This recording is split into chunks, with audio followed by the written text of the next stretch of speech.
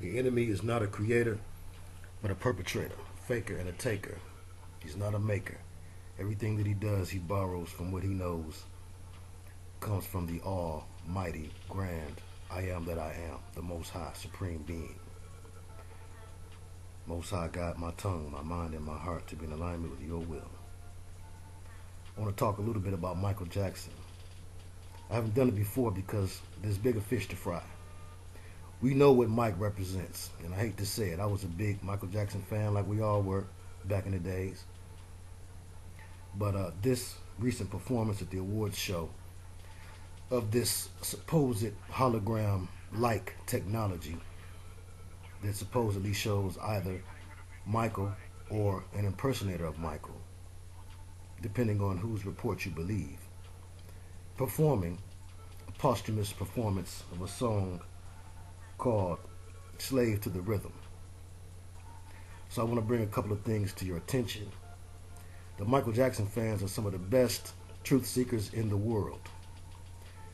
If some of that energy that's spent on decoding what's going on with Michael Jackson could be used to decode some of the deeper things going on in mind control, that would be a very beneficial gift to the truther movement. So I suggest that some of you guys that are really good at finding out what's going on with Mike step over on to the other side of things too. So this is what I thought was really dubious about the whole thing. It occurred right at the cusp between Taurus and Gemini. And I've done a teaching on duality a couple of times that must be revisited to some degree.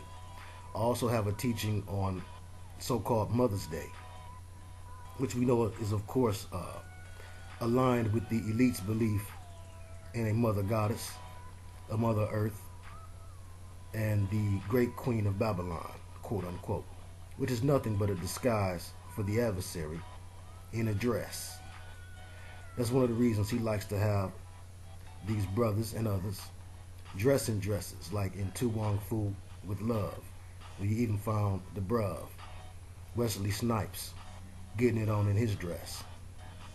And even the androgyny that Michael Jackson is known for, and a lot of the artists who came out during the New Age, the what they call the New Wave, with Andre Simone, Prince, even Cameo, there was a lot of androgyny going on. Look at the Cameo video for Back and Forth, which is symbolic of the law of reversal and the law of duality. The law of reversal, very important in Crowleyan magic. And it is overstood that Michael was involved in Crowleyan magic at one time. Now, what we like to believe, those of us who grew up liking Michael Jackson as I did, I wanted a Thriller jacket and a Beat It jacket so bad. And in Detroit, people was getting murked for those jackets, left and right. I mean, people were getting killed for pony gym shoes, British Knights, and Thriller jackets, all during the same era, which is the era I walked to school in every day. But the old girl wasn't buying that. Thank you for that, Ma. But it's interesting that it all happened during the introduction of Gemini, which a lot of people will try to tell you, oh, well, you know, you can't count the signs the same way because everything is spinning a different way and we don't know what constellation we're going into. This may be true, but let's know what the elite know as well. And let's always understand the playbook of the enemy as well as we understand our own beliefs. Now, Gemini is known as the twins, which is symbolic of duality. The duality was evident all over the performance. First of all, you have the, let's go back a little bit. You have the fact that this happened in May, which is one reason why Gemini begins in May. Yes, it goes into June, which is symbolic of the Roman deity Janus, who is symbolized by the twin faces, the same as Gemini. This Roman deity Janus is where we get our month of January and June from. But interesting enough, Gemini begins in what we call May. Well, May is a word having to do with the will, It may be, it may be not. And may has to do with what will be allowed and what will not be allowed. Coming up through the ground during this time, you know, they say April showers bring May flowers. And I have another teaching on this, so I don't want to step on that. But just briefly, coming through the ground during that period of time, you have the flowers, which are going through their proving season. April drops the rain down, and May pushes the flowers out. Some flowers make it, some flowers don't, hence the term may or may not. Well, Gemini, the twins, represents duality, and it begins around, tentatively, they'll say May 19th or May 20th in your modern day astrology. But what the ancients believed was, as the change began a day or two before and a day or two after the days that they claim today are the beginnings, I tend to look more at what the ancients had to say, because it's about energy and the influence of planetary and constellation energy upon this particular planet. So Gemini represents the twins, male and female, tragedy and comedy, chaos and order, dead and alive. Yes, indeed. Confusion, which Yah, the Almighty, is not the author of, but somebody's authoring it, and double-mindedness. And a double-minded man is unstable in all of his ways. So I thought about Dave. And what you can't come to terms easily with is how Michael Jackson could end up on the Larry King show dressed as an individual named Dave, supposedly an abused child who he mentored and fostered, and Larry King could sit across from him and not know it's Michael Jackson. That was duality in and of itself. So there was a play. Larry King had to be complicit in what was going on. The king of pop, which itself is a word that describes and disguises a certain duality, the same word forward and backward. And the king of pop came on Larry King, dressed in disguise. Duality again. Now, it's interesting. Michael's finger during the performance touches a dancer's face and or head. And I thought to myself, as I saw that, I said, now this is not a hologram. Now some said, well, this was a taping of a 3D performance. The truth about how exactly they did it was shrouded in mystery. It may or it may not be. We cannot forget that Michael Jackson was the biggest star. When they call an entertainer a star or a celebrity, it is alluding to the fact they are worshipped. And in ancient times, the worship of the sun or the worship of a star or Ashtar, Ashtar means a star, was nothing but Star Worship 101, also called astrotheology. So the worship of Michael Jackson has been evident over the years, as he would cause fans to fall out and cry and faint and go nuts. And we put him on our walls and looked up to him. Some of us talked to the poster at night. We had dolls of him. Everything he did, we mimicked and mocked. His spirit passed through young people. The spirit of the dances that he did. And dance is used to praise gods.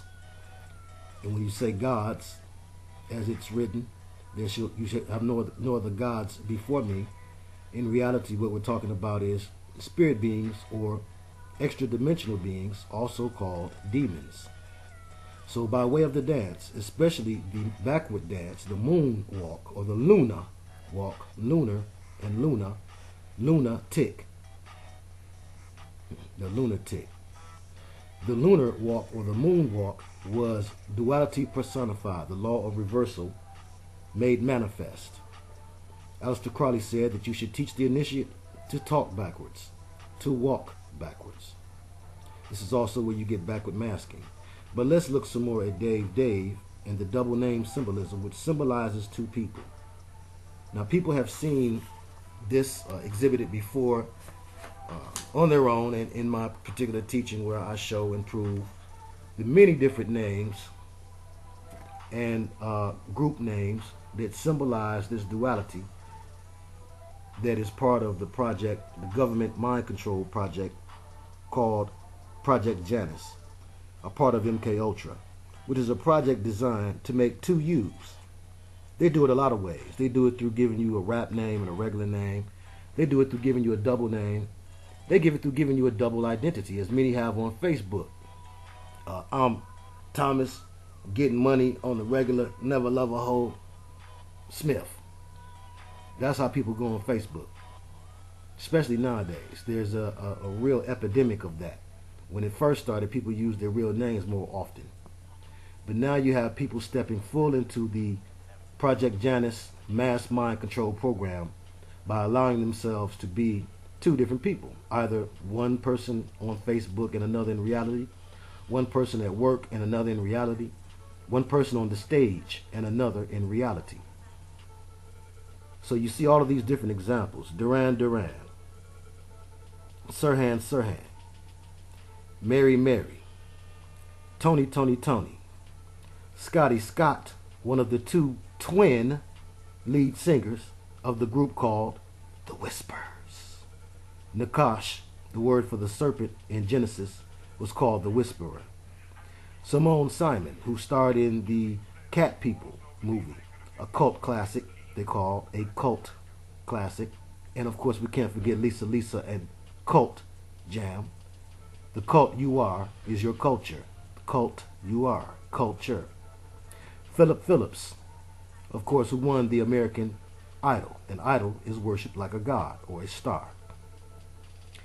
It's ironic because when I was doing my documentary that was given to me by the Most High called Spirits in the Machine, that got all of these videos started because I just wanted to upload that and be done with it. But YouTube got to funking with me. And so it brought out the best in me. And so ever since then, I've been on a tear. But while I was in the studio there, we took a little break from recording. And I happened to be on the part of the audiomentary where I talked about duality. And while we was chilling, looking at the TV there, my brother Gino XO, big shout out to Gino XO, was watching American Idol. Now, I have never watched or followed American Idol like some do, and I had no idea that the season had even began, and it was a new season that had just begun. So all of the contestants were still in play. So I had no idea who was favored or who was not. I simply looked at the screen and saw the list of names, and I saw Philip Phillips. And I said to Gino, and that's a witness, I said, Gino, you want to win some money from somebody? I said, man, bet on Philip Phillips. Bet somebody for Philip Phillips to win. Now, yeah, I know we're not supposed to gamble. But this is what I said to the brother, you know, out of confession. Okay? Don't persecute me. I said it to him somewhat in jest, but I really felt it down deep in my mind and in my chest. And ironically, Philip Phillips ended up winning the whole thing. Then, of course, here in Detroit, there was a big fiasco involving the school, and now they're blaming it on another boule tool. But at this time, Robert Bob was the man in charge. And my cousin Robert, we call him Bob all the time. So did they ever call this guy Bob Bob? Hannah Montana. A duality twist in the rhythmic cadence of the name, but also in the first name being the same word forward and backwards. Then, of course, you have all of the twin symbolism on TV that you've seen for years. The Olsen twins, Tia and Tamara. Also, ironically, on Fox News Detroit, there was a morning crew. And the morning crew consisted of men, you know, the men that were part of the crew, of course there were women too, was named Al Allen, Alan Lee, and Lee Thomas. So you see some little slick ways that they produce this duality frame of mind. It's a way of the enemy telling on himself, which is part of the rules to the game. Otherwise he would be the Most High. he and the Most High would be one and the same if everything he did would be infallible. That's down to the symbols that he steals. That's down to his attempt to try to keep us from understanding our ancient reality as is written in Scripture as well as in other places, but most untainted in Scripture because of the intent. You see, demonic intent can be changed over to quote-unquote holy intent, but holy intent cannot be changed over to demonic intent. It's what makes the game fair. Otherwise, there'd be no way we could win. But it's a tight fight, and we win in the end. And ironically, with my Gemini buddy, my cousin Duke, we used to always look at Fox News in the morning and trip on Allen Lee Thomas. Allen Lee, and Lee Thomas. What a gang. The book of James 1:8 says that a double-minded man is unstable in all of his ways. And then, of course, there's Hollywood's curse of 27, and 2 plus 7 is 9, and 9 is nothing but a 6. The 6th month is June, and 6 is 9 upside down. 9 is September, while they had September 11th, mostly Virgo, and that has to do with the sex magic. Okay, business instead of game. Okay, you've got the difference between 9 and 6. It's reverse, and ironically, in the 9th month is the dominant sign of Virgo, and in the 6th month is the dominant so-called sign of Gemini, and they are considered challenge signs. So when I looked at this, and I looked at this whole dynamic, even the group ABBA, the group Changing Faces, which is very symbolic of the symbol for theater, which is the Laugh Now, Cry Later that Ice Cube named his album after, himself being a Gemini, as well as Biggie Smalls and Tupac. Big and Pac were used also in this duality dynamic, Big representing one side and Pac representing the other. Big, or the B-I-G, representing New York, or BK, and Pac representing LA, or the West Coast, California love and different things, although he was really from New York. Again, duality, two things at the same time. The east is on the right. How is the east on the right? Consider a compass, with north pointing up and south pointing down. If you are facing the compass, then the east is on the right side. This is where you get people praying to the east, people using the term right to mean correct. When you correct something down or you write something down, you're doing the right thing, and that's righteous, right? Big represented the ugly, bad looks. Pac represented the good looks. He was somewhat of a pretty boy. Big was fat and husky. Pac was skinny and slim. Big was darker. Pac was lighter. Big was Crip affiliated and Pac was Blood affiliated. Okay? So now, from the word Janus, again, you get January and June. You get Junius, Genius, Genie, June, and Jinn. A Jinn, of course, is a spirit of the air, and Gemini represents the air sign. So this was the time that they decided to do this duality play, part 2 of the Dave thing. So Dave was indeed Michael Jackson, dressed up as one of the children that perhaps he was forced to have ritual with. That's double name symbolism, and that symbolizes two people. And unfortunately, it is impossible for Michael Jackson to have been a part of a system that's all about Project Janus and he himself not be indoctrinated into it from the time he was a helpless child. So it's not his fault. Initially, from the time he was a helpless child, they brought him into this. According to Kathy O'Brien's claim from her book, Transformation of America, and do yourself a favor and study some mind control. If you study mind control and demonology, a lot of things that you can't quite fathom simply by intellect and psychology will become a lot more clearer to you. Because at the end of the day, that's the big game, not white supremacy. Anyone that tells you that is attempting to create in you anger, pride, resentment, all of the things that caused Anakin to turn to Darth Vader. Another example of duality.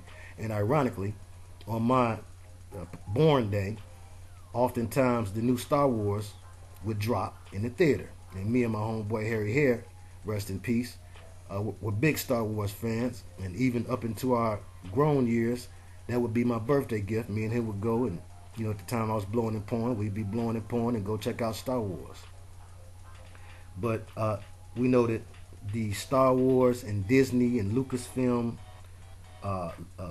George Lucas lights and magic, the magic all connects. And Michael Jackson was a big part of this same Hollywood magic. He often liked to dress in costume, put on makeup, and become someone else. Also, Michael Jackson was known to have a room of mirrors. The man in the mirror magic. Look at It's Just Another Part of Me. Another title that is steeped in duality. But mirror magic is a form of mancy, which is another word, an ancient word for magic. You have aromancy, you have crystalmancy, and you have necromancy. Mirror magic is crystalmancy. And if you recall in the movie Candyman, a big part of conjuring up the Candyman demon was to call his name in the mirror. Little kids used to scare each other. I remember me and my cousin doing that, going into the bathroom.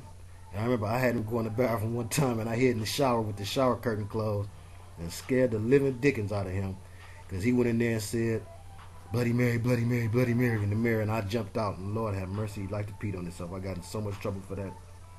Sorry, cuz. But the Crowley connection connects directly to Mike because he was brought into the program from the time he was young. Now, people break programming all the time. Britney Spears did it. We saw her breaking her Project Umbrella, which is a division of MK Ultra.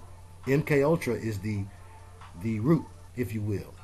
And Project Umbrella and Project Janus are both limbs of that tree that grows from the root of MK Ultra. So the Crowleyan connection, we can look at two things in particular. That's the cover of the Beatles album, Sgt. Pepper's Lonely Hearts Club Band. And we can look at the band leader outfit that Michael wore famously in the 80s. And with all of the gear that he had, he would wear that outfit several times, different engagements, different award shows. But he was known for making that outfit famous. And it was one of the things that in the hood, we didn't copy that. We copied the Michael Jackson jackets, the Thriller jacket and the Beat jacket, but not that band leader stuff.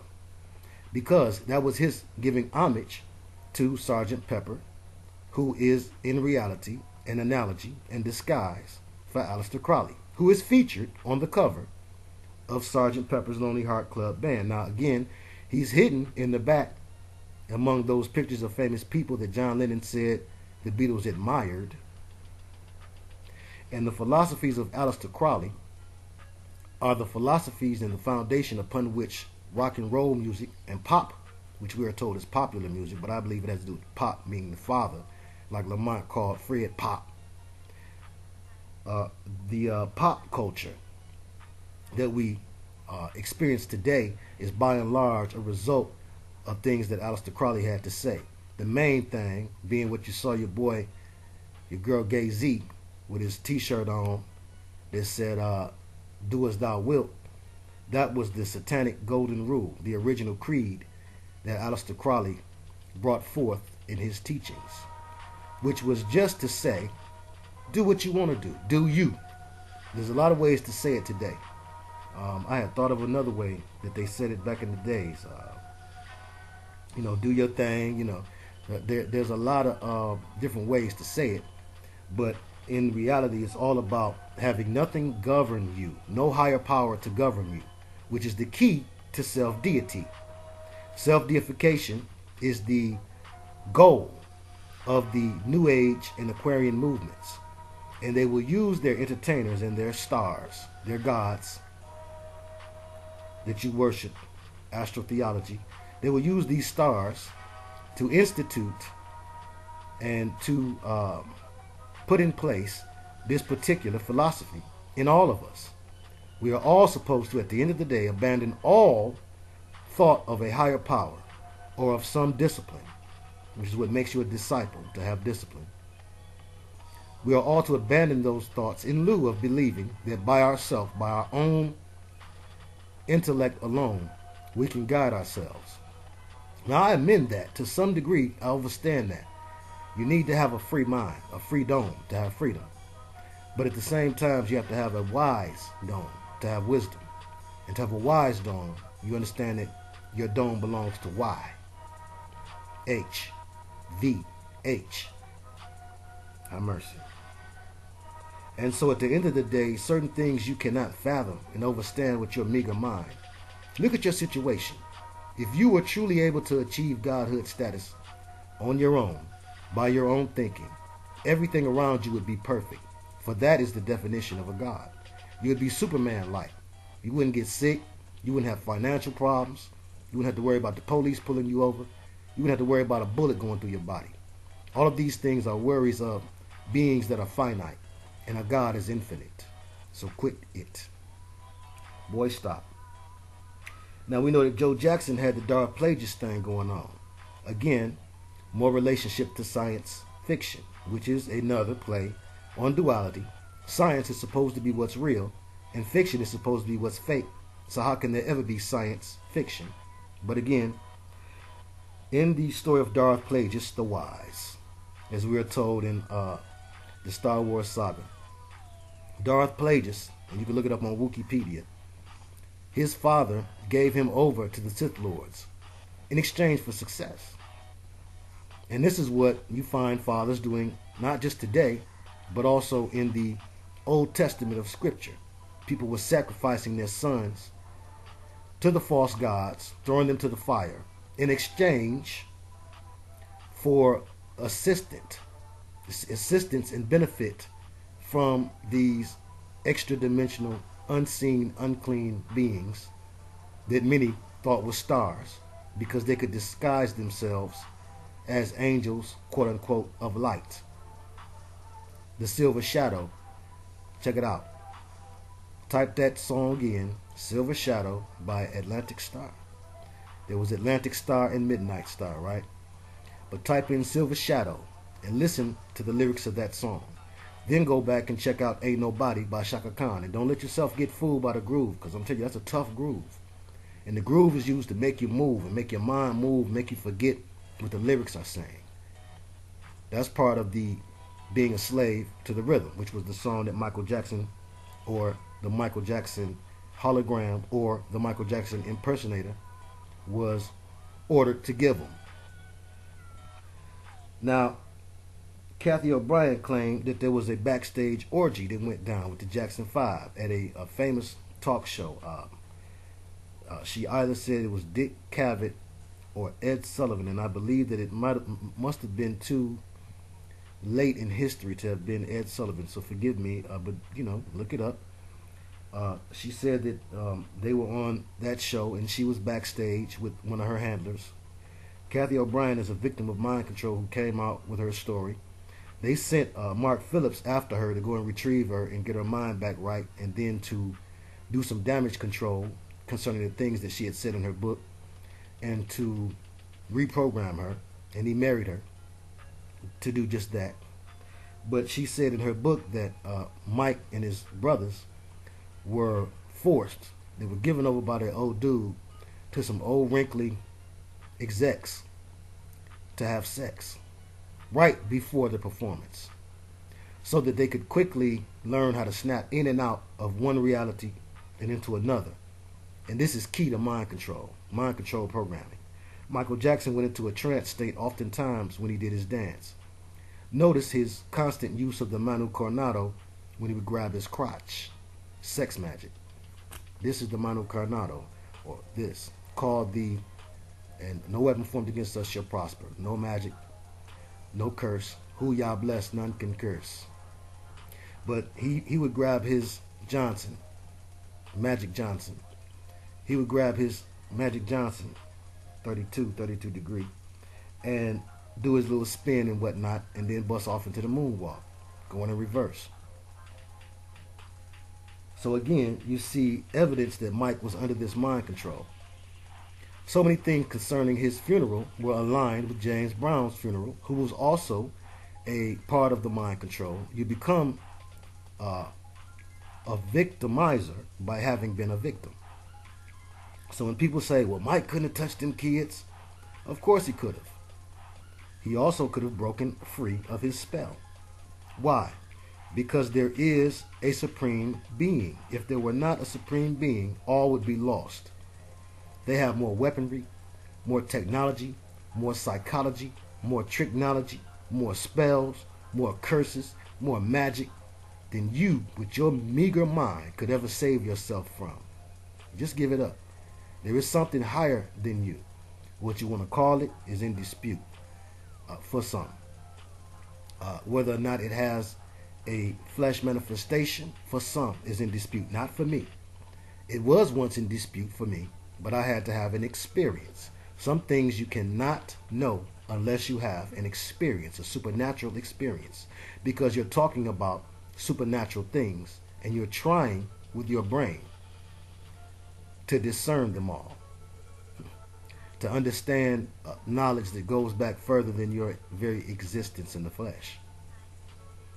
And the things that cloud your mind all around you from the time you are an infant brought into this world are things used to keep you from being able to tap directly into that divine ultra consciousness of the true and living supreme being, I am that I am, Ahaya Yahweh.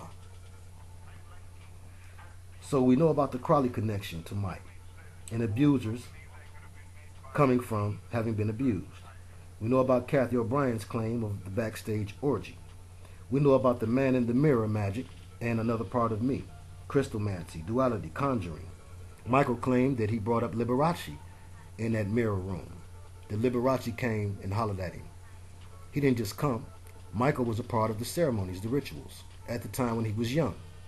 And he did not know what he was getting into, like most of these entertainers and stars. So it's time to stop looking at them all so much like culprits. Mike's not as much a culprit as he was himself a victim. Now, if you touch children and whatnot, that's, of course, a heinous act. But thank goodness that I'm not the person to put people in heaven or hell, and neither are you.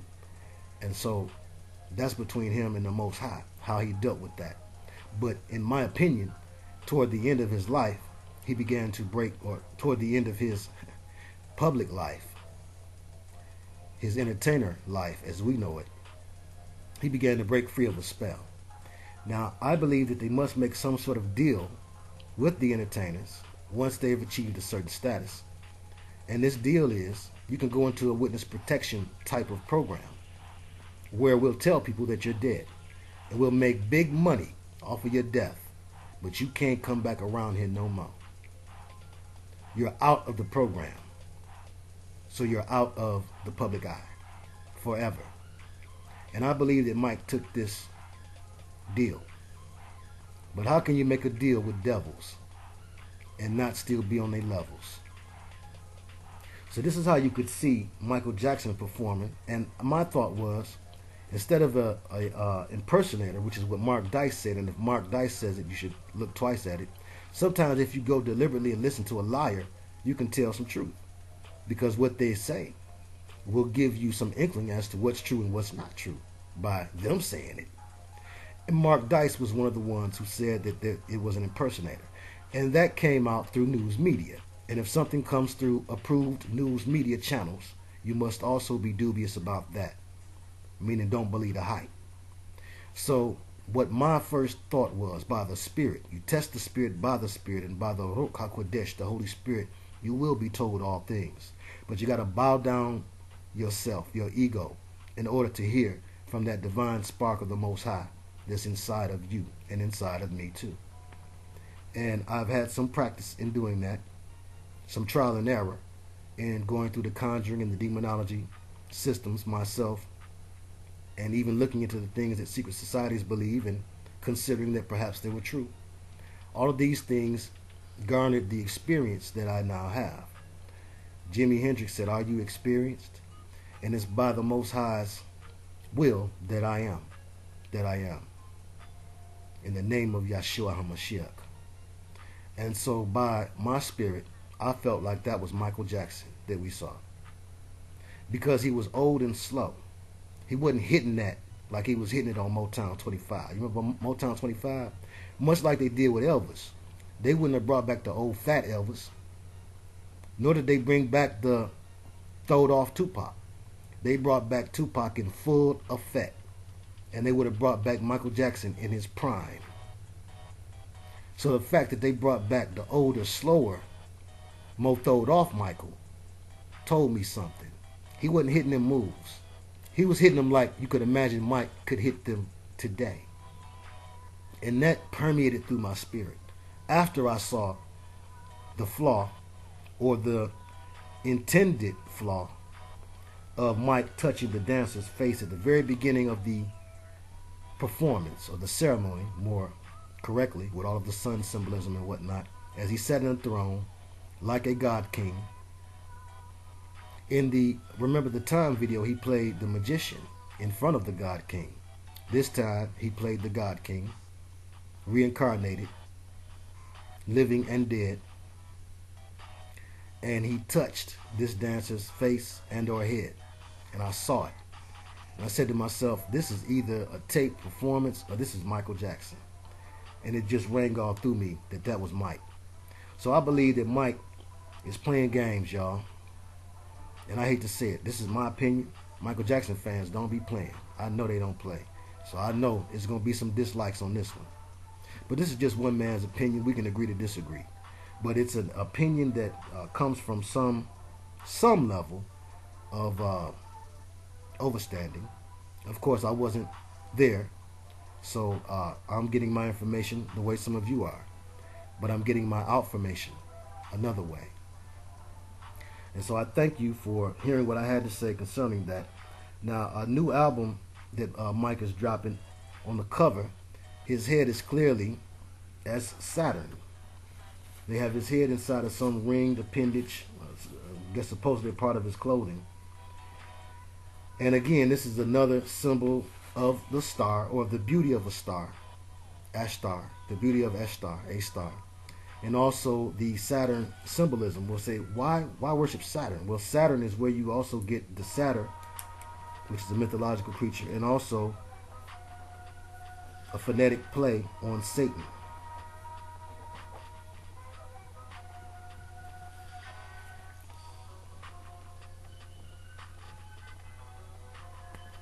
Just as Christ is a phonetic play on Krishna. And I don't wear my cross with ignorance about the origins of the word Christ and the planet of the crossing, Nibiru. But I just believe differently than you. I believe that what they do is they take from the holy and they try to fake it. They twist it and they try to use it to give you new definitions. Because they cannot create. So they don't create symbols. They didn't create the pentagram. They didn't create the hexagram. But they take these things over because of our ignorance and our lack of knowledge. And ignorance is different than lack of knowledge. Lack of knowledge is you just don't know. To ignore, you have to know that I'm there. And then choose not to acknowledge me. And that's ignorance. But we call it ignorance, right? But anyway, Saturn is a play off of Satan. And also a big part of the worship of stars, who are generally beautiful and in an androgynous way. This goes back also to the depiction of Baphomet as having both breasts and a phallic symbol, or a phallus, a Johnson. And when you see Michael Jackson, a lot of people say, oh, he's trying to look like Diana Ross. No, he's trying to look like some androgynous being that goes back to ancient Kemet or beyond.